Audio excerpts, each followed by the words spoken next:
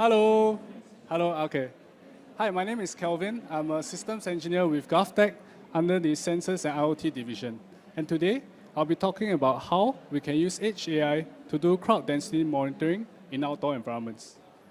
So let's start with the why.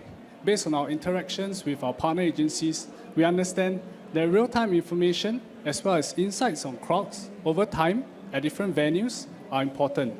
These are required to improve our crowd management strategies, to make better data-driven business decisions, as well as to improve our emergency and infrastructure planning.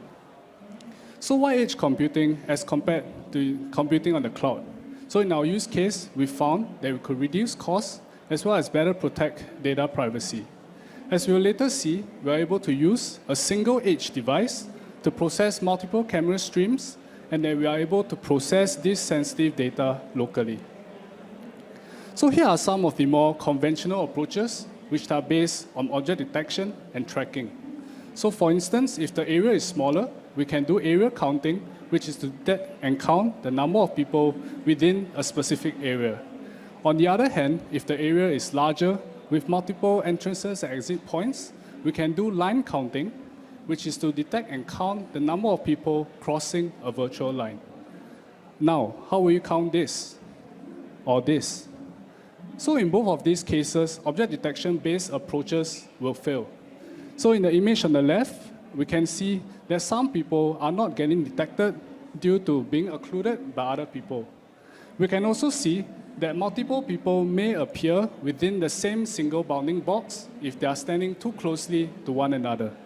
For the image on the right, we can see that there are quite a lot of people who are not getting detected due to how small they are appearing within the input image.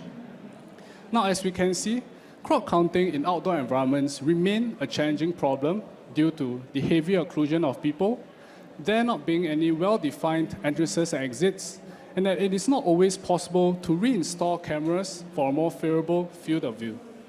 Now, it's also worth mentioning that the cameras we commonly see around us every day are primarily meant for monitoring and surveillance, and not really for people or crowd counting. Now, at this point, I would like to introduce crowd density methods by describing the current state-of-the-art approaches, as well as how they seek to tackle these challenges. So instead of detecting and counting the number of people appearing within an input image, crowd density methods first estimate a 2D density map given the input image. Thereafter, the total size of the crowd can be estimated by taking the sum of this 2D density map. Now, additionally, instead of annotating the entire human silhouette, we will instead annotate human heads with a dot. An example of such an annotation technique is shown in the image on the right. Now, such an approach has been found to be less sensitive to occlusions, and they do not commit to binarized decisions at an early stage. Now, for model training, it is common practice to convolve the annotations with a Gaussian kernel of a fixed standard deviation so as to fix the otherwise heavily unbalanced reconstruction loss. Here, for better model training, we are essentially transforming our annotations, as shown in the image on the left, into density maps, as shown in the image on the right. Now, in addition to using density maps, current state-of-the-art approaches also trains the model to learn an additional attention map. This attention map essentially acts as a threshold filter, since it is later element-wise multiplied with our density map to form the final density map which we will use for counting. Now, in addition to using the density and attention maps, the network which we investigated proposes two additional modules, namely the ultra-spatial pyramid pooling module, as well as the context-aware module. The ASPP module captures objects as well as useful contextual information at multiple scales, while the context-aware module adaptively encodes scales of contextual information to deal with scale variation and perspective distortion throughout an input image. So, how do they work? The first 13 layers of the VG16 network, as shown here, is used as a feature map encoder to extract multi-scale features and multi-level semantic information. The ASPP module then resamples at multiple rates before convolution resulting in multiple complementary field of views. This alleviates the loss of information with regards to object boundaries, such as between human heads and the background. The other module, the context-aware module, combines features obtained using multiple receptive field sizes and learns the importance of features at each image location. The importance of the extracted features varies according to the difference from their neighbors. Now that we have a better understanding of how the model works at a high level, I would now like to quickly switch gears and talk about how the training, the staging, as well as the production environment can be set up. So this is how our training environment looks like at a high level. We start by preparing our images, our image annotations, our pre-trained PyTorch model, as well as our model fine-tuning scripts within our training environment. Here, we can use any capable cloud provider as our training environment to carry out model fine-tuning. We then carry out the model fine-tuning, which results in a fine-tuned PyTorch model. Thereafter, we will do an intermediary conversion, which results in a fine-tuned ONNX model. We will then bring our ONNX model into our staging environment, where we will carry out some device-specific optimizations, such as quantization and pruning.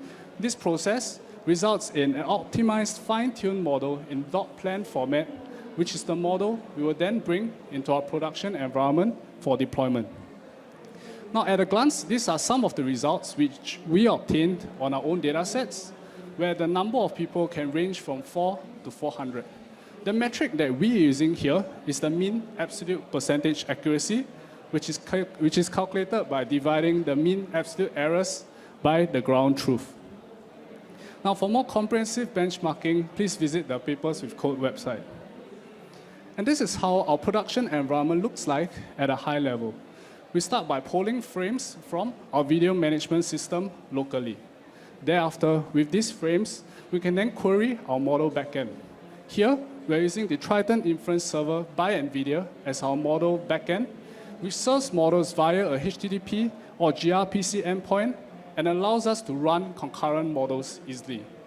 This will later prove to be useful since we will need to run multiple models if the field of view of cameras differ too greatly.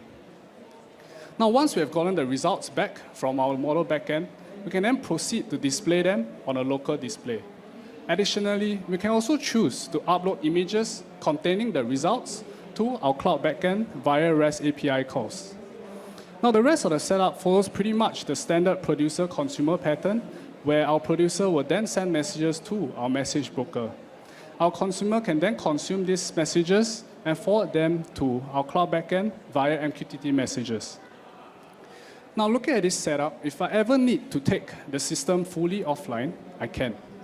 This can be done by using only the local display and not the image uploading API.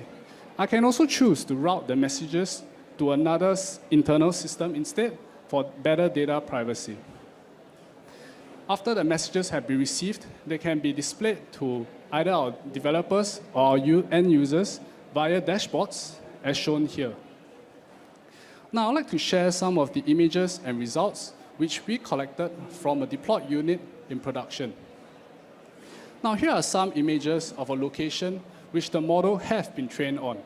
By that, I mean that images of that specific location have been included in the dataset, which was used to train the model.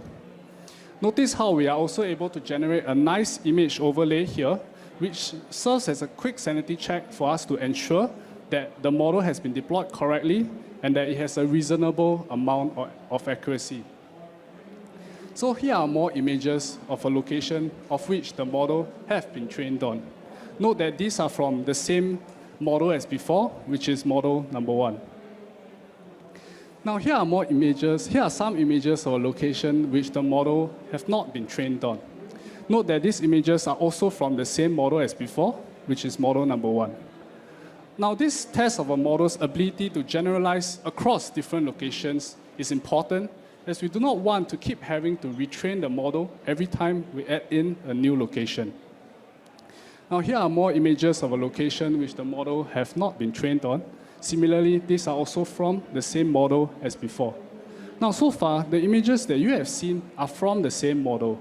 However, as with any vision-based model, we may need to train separate dedicated models if the appearance of people differ too greatly.